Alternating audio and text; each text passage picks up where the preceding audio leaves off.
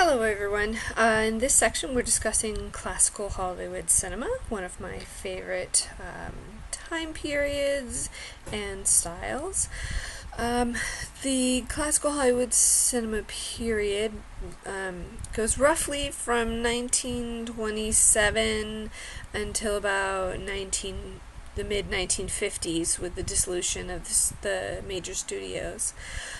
One thing to know that there's no hard and fast beginning of classical Hollywood cinema, and that's partially because the tenets of classical Hollywood cinema started to be developed earlier with the beginning of cinema. So from the very beginning, with Edison and Porter and some of the early filmmakers, especially you see this in Edwin Porter's films, you see filmmakers working out film language.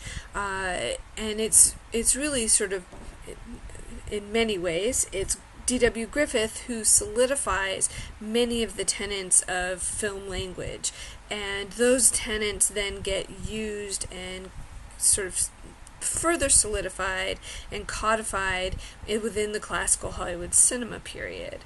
And the main tenet to consider in relation to classical Hollywood cinema is this idea of invisibility. The idea that classical Hollywood cinema wants to make you forget that you're watching a film at the same time that it knows that you know you're watching a film. And so within the classical Hollywood system, one of the big things that's important is the suspension of disbelief.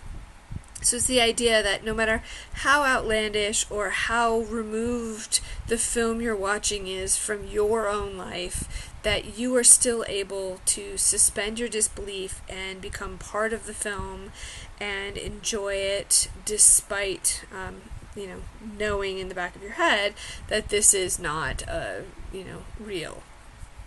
And one of the many ways that classical Hollywood cinema is able to do this is through attention to detail.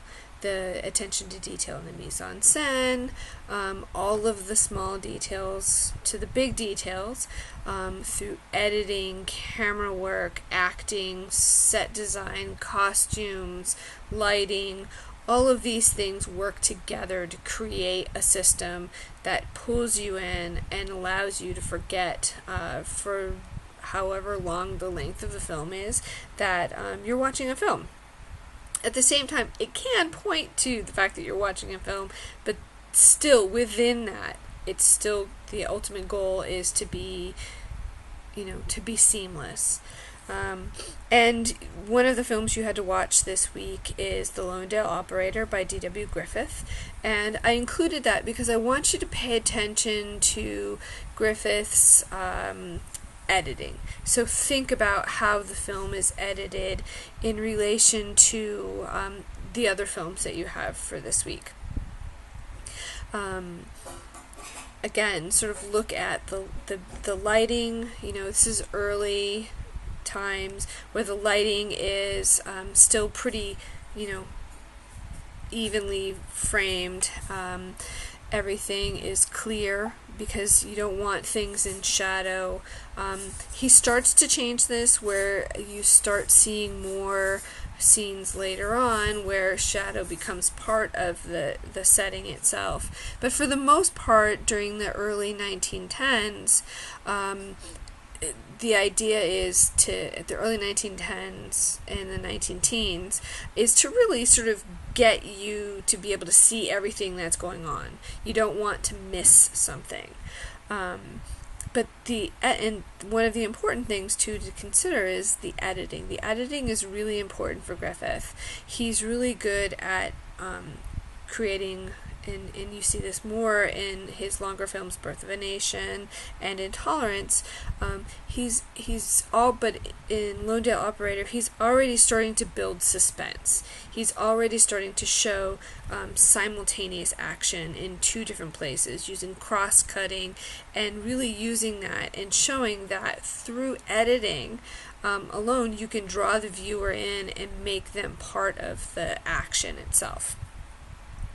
And what he's playing with and working at, again, like I said, becomes part of the main tenet of classical Hollywood cinema, where, you know, the idea is to pull you in, get you invested in the film, and there are subtle ways in which the filmmakers do this. One of the films that I've included in the screenings for this module is 500 Days of Summer. So I know that most of you are familiar with classical Hollywood cinema, at least you should be by now, having taken Cp460 and Cp460 and various other courses.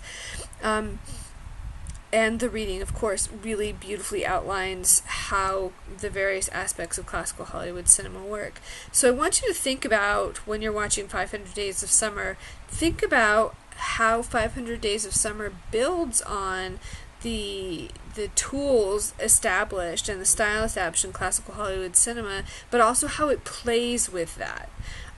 So how is it different from classical Hollywood cinema?